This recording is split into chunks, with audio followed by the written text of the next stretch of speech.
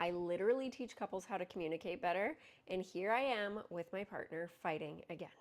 This happened last week, and I found myself thinking some very familiar thoughts that happen after a fight, like, who am I to help these couples? I am such a fraud. Who am I to hop on a call with a couple tomorrow, support them through their latest fight when me and my partner haven't even repaired yet? These thoughts, they suck. They are not fun. And I want to share them today because I think there's a really important message underneath these thoughts. Spoiler alert, these thoughts are not true. They are just stories and beliefs that come up. And I am so glad that you are here to just hang out and talk them through with me. So I am Lindsay. This is Loving with Intention. If you've never been here before, welcome. And if you have been here before, welcome back. So every Monday I put out videos, and every other week I put out more of just like a chillin', chatty video. So we're hanging out today. I have got, oh my gosh, okay, so I'm obsessed with mugs. And this is my latest, one of my latest Labyrinth mugs. So holla at me if this is also one of your favorite movies of all time. I used to watch it every day as a child, and this is the cutest mug that ever lived. So I'm very happy about that. And back to fighting with my partner and all of the thoughts and feelings that come with that. So when my partner and I argue, I get all those thoughts that I just said. I feel embarrassed. I feel shame. I feel fear. I feel worry. I feel stressed, not only about the argument that just happened, but the fact that I'm a relationship coach. And it comes with all of those imposter syndrome thoughts that I shouldn't be doing this.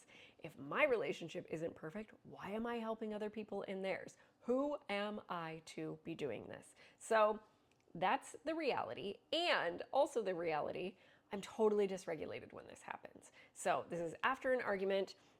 Like last week, we had, we argued, we hadn't repaired yet. I was in a different room, and later we came back and repaired. But in this time, I was still dysregulated. We were both triggered. I felt dysregulated. And because of that, my nervous system is popping off in total, fight, flight, freeze, fawn. We go into these different nervous system states when we get triggered, and we don't think clearly. We don't see clearly. We don't see anything except tunnel vision of what is happening right now. We have catastrophic thoughts. So worst case scenario thoughts happen when our nervous system's dysregulated.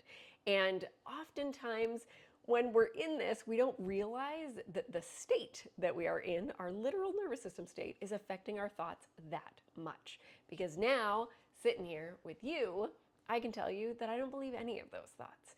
And when I start to regulate my nervous system, like I do, after an argument, I've talked about how I like to feel the feels, and then my next step is to regulate my nervous system so that I can come from a safe and grounded and calm place within my body to reflect back on the argument and what was said, or any time that you're dysregulated to get regulated. So I get all regulated, and then that's when it's like, oh yeah, this is exactly what I teach and what I share to individuals and couples and here on YouTube, is that conflict is normal. Conflict is supposed to happen in our relationships. We are two unique, wonderful individuals with different thoughts and beliefs and experiences and so many things. So of course conflict comes up. The goal is not to have a conflict-free, that was hard to say, relationship. It is just to be able to move through conflict in a healthier way, not to get rid of it altogether. So after I move out of that space of dysregulation, I can clearly see that I am living exactly what I share with my clients and you here, that it's all about the repair. It is all about the repair. So it's what we do after the conflict. Conflict is normal, A, and then B, we want to move into repair. And I used to also really have this belief, like full on belief, before I met my partner, and we've been together for almost 9 years, but before I met him, years and years and years before that, I had this belief that a healthy relationship has no conflict. So knowing that I also have this old underlying belief, which I don't believe anymore, but clearly there's a piece of it in there somewhere, because when we are dysregulated, these old underlying beliefs just come like screaming to the surface, and they're like, see, this is evidence that this belief is true. It's not just a belief, it is reality. So I've also got this underlying belief under there. And we have a whole lot of underlying beliefs that affect us in these situations. But now I really view conflict as an opportunity for growth. It is a growth opportunity every time it happens. We get to learn more and more and more about each other when we have arguments. So even if my partner and I have had an argument about the same thing multiple times, when we come back and repair and have conversation and hear each other and validate each other and really get into each other's hearts and see the other side, we learn something new every time. It may look like the conversation is starting the same and feel like, oh, here we go again, we're kind of saying the same things. And there's these breakthroughs that happen where it's like something else clicks of why this affects the other person in the way that it does. And it is such a beautiful thing, and we get to keep doing this. We get to repair and grow. So again, it's not about never fighting. It is about repairing and growing together. So quick opportunity. I'm not just flashing my mug. I really needed a drink. Can we talk about Hoggle for a minute? Anyways, love Labyrinth. So really, I just want to share, there's so many things that I learn within this that I want to share. Again, challenges do not mean that your relationship is doomed. It does not mean that your relationship is bad. It actually means that you're human. So that's good news. And oh my gosh, the fact that I literally eat, sleep, and breathe relationship growth, relationship research, working with couples, being obsessed with this, excited about this. I am wearing the relationship lens all of the time, and we still have conflict. We still do not get everything quote unquote right. We have so many tools that we use, and we have nervous system regulation techniques. We know lots of stuff that goes under the surface for each other and for ourselves, and we still get caught up in the dance. This is normal. It makes sense that we do. So even when you are obsessed with relationship growth, it still comes up, and that's okay. And I think that's a huge resounding message. And also, a lack of conflict in our relationships, I'm getting really fired up. A lack of conflict in our relationships doesn't mean that it's a healthy relationship necessarily, because that a lot of times what that means is people aren't bringing up the things that hurt them. So they're just kind of sweeping everything under the rug, hoping that it goes okay, but they're not feeling connected because they're not able to share their deeper desires and hurts and unmet needs and all of these things. So again, each fight really is this growth opportunity to deepen your understanding, to heal, to learn more about each other. And let's be real, just because conflict is normal and it's this amazing growth opportunity if we know what to do with it, it doesn't mean that it doesn't totally suck. It is not fun. It's not fun at all. I don't love conflict. I wish that it would go away. I wish that that was the goal and what we had attained. But that is not the reality. So it doesn't feel good. Fights hurt. Sometimes we say things that we don't mean in fights. It can look like so many things, and doing, getting critical, getting defensive, whatever shows up in your relationship, those things are really painful. And if you think about it, how many times have you had the same fight again and again and again and again?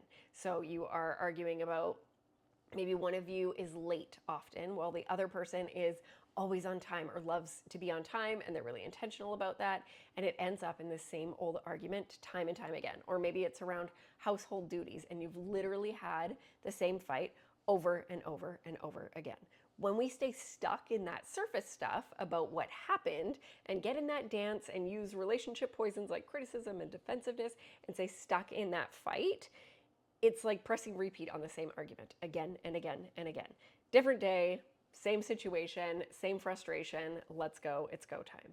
But when we start to look under the surface, so wonder and look under, like I'm always talking about, when we actually repair what is going on and learn and heal layer by layer, this is where real change happens. So even though it sucks, there is opportunity to dig in there when we know how. So if you ever feel like conflict means that your relationship is broken, or that you're doomed, or that things are never going to be okay because of the fights, remember that it is absolutely not the fight that defines your relationship. It is what you do after. It is the nervous system regulating, the getting really curious about what's under the surface, coming back together and repairing and having these deep conversations. That's where the magic happens. And it is magic because we really do get to learn so much about each other, and we really get to heal each other. It can be a really common thing in relationships where maybe one person, so maybe I'm saying to my partner, I feel hurt around this, and my partner responds with, well, that's your stuff. And it makes so much sense when this comes up, if this comes up in your relationship, because, your partners may be getting triggered and they're being defensive in that moment. And there's so many layers underneath there. And the reality is, in our relationships, when we're working on them together, we get to help each other heal. And it's the coolest thing when I'm working with clients, when I'm working with couples, because they really get to heal those little parts of each other by giving them love in these moments. So when we're fighting, we get to then come together, see those parts of us, and then give them so much love and heal. So it's a really, really beautiful thing. So again, it's what you do next after that conflict, which brings me back to me feeling like an imposter in those moments. When I get regulated, I know that that's not true. And, bless my nervous system for doing exactly what it's supposed to do. When we're in an argument, it is supposed to protect me. So it's popping off left, right, and center. And I'm freaking out. So, of course, those thoughts come up. And just meeting them with so much love, because that, again, is our nervous systems. And conflict is normal. I'm not an imposter because I'm a relationship coach and we argue. Conflict is normal. I would love to hear your thoughts on this. Thanks for coming and hanging out and chatting. Let me know in the comments what you think. And if you have any topics that you would love to just hear a little chat about or answer, if there's any questions I can answer or video ideas, just let me know. And if you liked this little chat, please subscribe. And I have so many more videos about so many good things about how to heal and grow and love with intention in your relationship. So I appreciate you a bajillion for being here. I am sending so much love into your day. Remember, nothing changes if nothing changes. So let's have a super intentional week.